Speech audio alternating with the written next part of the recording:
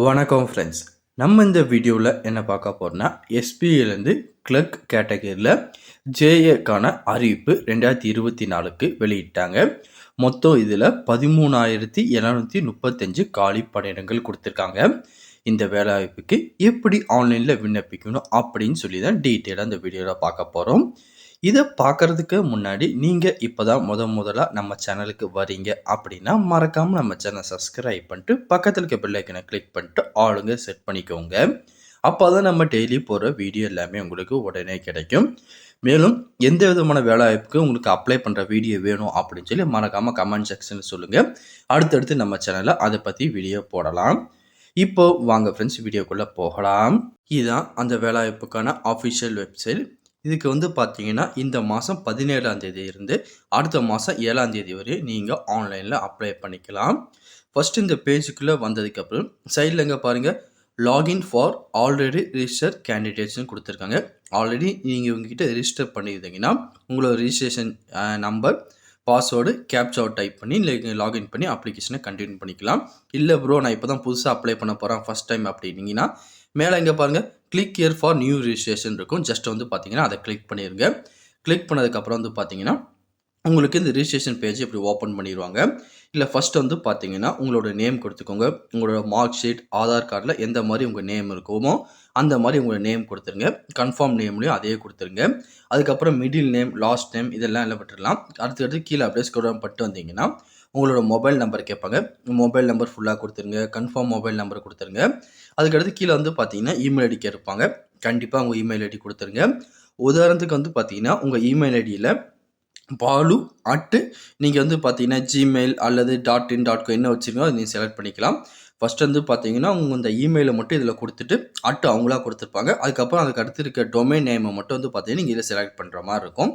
Select பண்ணிட்டு கீழே அதே பார்த்தீங்கன்னா கன்ஃபார்ம் பண்ணிடுங்க. கன்ஃபார்ம் பண்ணிட்டு இந்த கேப்சா டைப் பண்ணிவிட்டு இங்கே சைடில் பாருங்கள் சேவ் அண்ட் நெக்ஸ்ட் இருக்கும். ஜஸ்ட் பார்த்தீங்கன்னா நீங்கள் அதை கிளிக் பண்ணி அடுத்த பேஜுக்குள்ளே வந்துருங்க. இப்போ நான் என்னோடய இன்ஃபர்மேஷன்லாம் கொடுத்து முடிச்சுட்டு சேவ் அண்ட் நெக்ஸ்ட் அப்படிங்கிறத ஜஸ்ட்டு கிளிக் பண்ணுறேன். கிளிக் பண்ணதுக்கப்புறம் பார்த்தீங்கன்னா ஒன்ஸ் உங்கள் டேட்டா எல்லாம் கொடுத்துட்டிங்கன்னா அதுக்கப்புறம் இதை எடிட் பண்ண முடியாது.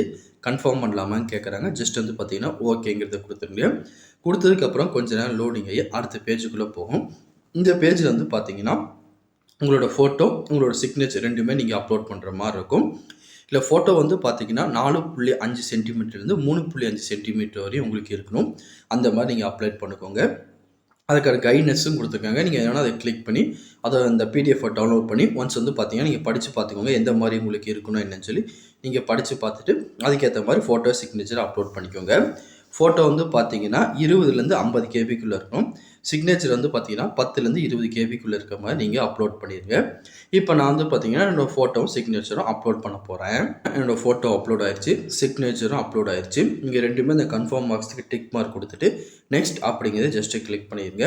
கிளிக் பண்ணிங்கன்னா உங்களுக்கு அடுத்த பேஜ் லோடிங் ஆகி வந்துடும். அதுக்கப்புறம் 3வது ஸ்டெப்பில் வந்துடுவீங்க. இதில் உங்கள் பேசிக் டீட்டெயிலெலாம் நீங்கள் 1 by 1 ஃபில் பண்ணுற மாதிரி இருக்கும். ஃபஸ்ட் பார்த்தீங்கன்னா உங்கள் சர்க்கிளை செலக்ட் பண்ணுற மாதிரி இருக்கும். நான் சென்னை செலக்ட் பண்ணியிருக்கேன். அதுக்கப்புறம் பார்த்தீங்கன்னா சர்க்கிள் ப்ரிஃபரன்ஸ் 1, 2 பார்த்தீங்கன்னா செலக்ட் பண்ண முடியாது. ஆட்டோமேட்டிக்காக பார்த்தீங்கன்னா லாக்கில் தான் இருக்குது. அதுக்கப்புறம் நீங்கள் எந்த ஸ்டேட்டுக்கு அப்ளை பண்ண போகிறீங்கன்னு கேட்பாங்க. நான் பார்த்தீங்கன்னா தமிழ்நாடு கொடுத்துருக்கேன். உங்களுக்கு எங்கே வேணுமோ அதை நீங்கள் செலக்ட் பண்ணிக்கோங்க. அதுக்கப்புறம் லாங்குவேஜ் பார்த்தீங்கன்னா நான் தமிழுங்கிறத கொடுத்துருக்கேன். எனக்கு லோக்கல் லாங்குவேஜ் பார்த்தீங்கன்னா தமிழ் தான் பார்த்தீங்கன்னா நான் தமிழ் செலக்ட் பண்ணியிருக்கேன்.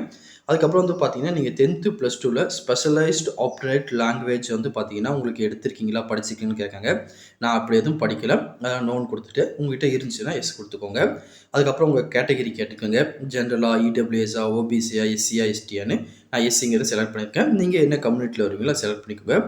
சப்காஸ்ட் என்னன்னு சொல்லி கீழே கொடுத்துருங்க. கொடுத்து முடிச்சுட்டு நீங்கள் எஸ்பிஐயில் எதுவும் அப்ரெண்டிஸ்க்கான ட்ரைனிங் எடுத்திருக்கீங்களான்னு கேட்காங்க. இருந்துச்சுன்னா எஸ் கொடுங்க, இல்லைன்னா நோ கொடுத்துருங்க. அதுக்கப்புறம் கீழே வந்தீங்கன்னா நீங்கள் பர்சனல் டிசேபிலிட்டி பர்சனாக கேட்டுக்கோங்க. இருந்தால் எஸ் கொடுத்து அதை பற்றி டீட்டெயில் கொடுங்க, இல்லைன்னா நோங்கிறத கொடுத்துருங்க. கீழே அப்படியே ஸ்க்ரோல் டவுன் பண்ணிட்டே இருந்தீங்கன்னா திருப்பி இது பார்த்தீங்கன்னா பர்சனல் டிசேபிலிட்டி பர்சனல் கேண்டிடேட் தான். இதில் எதுவும் நீங்கள் இருக்கீங்க அப்படின்னா எஸ் கொடுங்க, அப்படிலாம் நோ கொடுத்துட்டு அப்படியே கீழே ஸ்க்ரோல் டவுன் பண்ணிட்டே வந்துருங்க. அதுக்கப்புறம் பார்த்தீங்கன்னா நீங்கள் மைனாரிட்டி கம்யூனிட்டி சேர்ந்தவங்களா இருந்தீங்கன்னா எஸ் கொடுங்க, கொடுத்துட்டு அதோட டீட்டெயில் ஃபில் பண்ணுங்கள், இல்லைனா நோங்கிறத கொடுத்துருங்க. அதுக்கப்புறம் உங்கள் நேஷனாலிட்டி பார்த்தீங்கன்னா இந்தியன்கிறது அதே ஃபில் ஆயிரும். அதுக்கப்புறம் வந்து பார்த்தீங்கன்னா, நீங்க டிஸ்ட்ரிபியூட்டிவ் விடோ இல்ல வேற எதுவும் கேட்டகரியில வரீங்க அப்படின்னா, எஸ் குடுங்க. இல்ல நோ குடுத்துக்கோங்க. எக்ஸ் சர்வீஸ்மேனா இருந்தீங்கன்னா, எஸ் குடுங்க. அதே மாரி எக்ஸ் சர்வீஸ்மேன்ல டிசேபிள் பெர்சன்ட்டா இருந்தீங்கன்னா, எஸ் குடுங்க. இல்லன்னா நோன்னு குடுத்துருங்க. இத பத்தி இன்ஃபர்மேஷன் எல்லாம் கேட்பாங்க. நீங்க எஸ் இல்ல நோங்கிறத செலக்ட் பண்ணிக்கோங்க. அதுக்கப்புறம் இதுக்கு முன்னாடி நீங்க எஸ்பிஐல எதுவும் ஒர்க் பண்ணிட்டு இருந்தீங்களா அப்படின்னு கேட்குறாங்க. இருந்தா எஸ் குடுங்க. இல்லன்னா வந்து பார்த்தீங்கன்னா, எல்லாத்துக்குமே நோங்கிறத குடுத்துருங்க. குடுத்து முடிச்சு கீழ வந்தீங்கன்னா, உங்களோட எக்ஸாமினேஷன் சென்டர செலக்ட் பண்ண சொல்லுவாங்க.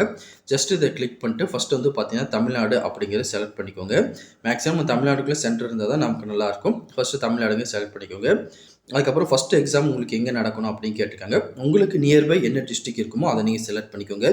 எனக்கு நியர்பை திருநெல்வேலி தான் ஃபர்ஸ்ட் இருக்கும். அதனால வந்து பார்த்தீங்கன்னா, திருநெல்வேலிங்க செலக்ட் பண்ணியிருக்கேன். அதுக்கடுத்து வந்து பார்த்தீங்கன்னா, 2வது எக்ஸாம் எந்த ஸ்டேட்ல உங்களுக்கு வேணும்னு கேட்டிருக்காங்க. நான் அதுவும் தமிழ்நாடு தான் செலக்ட் பண்ண போறேன். செலக்ட் பண்ணிட்டு அதுவும் வந்து பார்த்தீங்கன்னா, திருநெல்வேலியும் செலக்ட் பண்றேன்.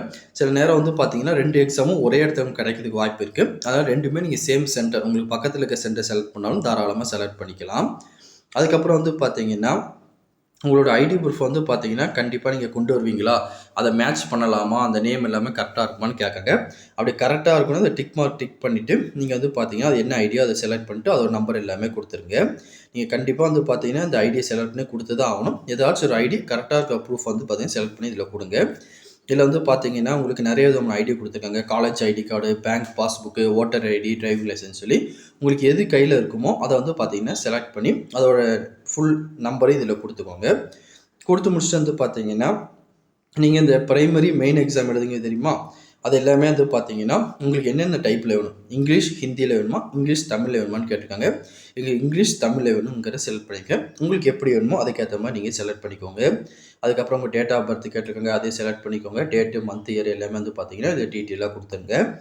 அதுக்கப்புறம் வந்து பார்த்தீங்கன்னா, உங்களோட ஜெண்டர் கேட்டிருக்காங்க. மெயில்னா மெயில், ஃபீமேல்னா டிரான்ஸ்ஜெண்டர்னா டிரான்ஸ்ஜெண்டர குடுத்துருங்க. அதுக்கப்புறம் வந்து பார்த்தீங்கன்னா, நீங்க இரட்டை சகோதரர்கள், இல்ல சகோதரியா இருக்கீங்களான்னு கேட்டிருக்காங்க. இருந்தா எஸ் குடுங்க. இல்லன்னா நோங்கிறத குடுத்துருங்க. அதுக்கப்புறம் வந்து பார்த்தீங்கன்னா, உங்களுக்கு மேரேஜ் ஆயிருச்சா? ஆவலான்னு கேட்பாங்க. அதையும் குடுத்துக்கோங்க. இல்ல விடோவா, டிஸ்ட்ரிபியூட்டிவ் விடோவா என்ன கேட்டகரி அத குடுத்துக்கோங்க. அதுக்கப்புறம் உங்க அப்பாவோட நேமு அதையும் கன்ஃபார்ம் பண்ணிருங்க. அதுக்கப்புறம் மதர் நேம். அதுக்கப்புறம் வந்து பார்த்தீங்கன்னா, கீழ அப்படியே வந்தீங்கன்னா, அட்ரஸ் டீட்டெயில் கேட்டுக்கங்க. இது எல்லாமே கரெக்ட்டா குடுத்துருங்க. குடுத்து முடிச்சு கீழ அப்படியே ஸ்க்ரோல் டவுன் பண்ணிட்டே வந்தீங்கன்னா, இங்க பேமெண்ட்டுக்கு செக்ஷன் வந்துரும்.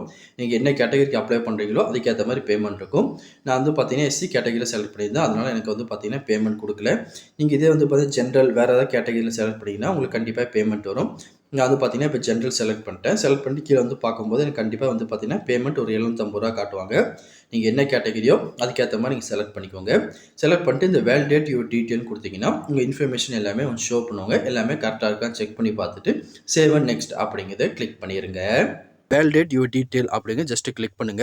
இப்படி லோடிங் ஆனதுக்கப்புறம் எது எரர் இருந்தால் ஷோ பண்ணுவாங்க. எனக்கு 1 ஆர் மோர் எரர் ஷோ அப்படின்னு காட்டுது.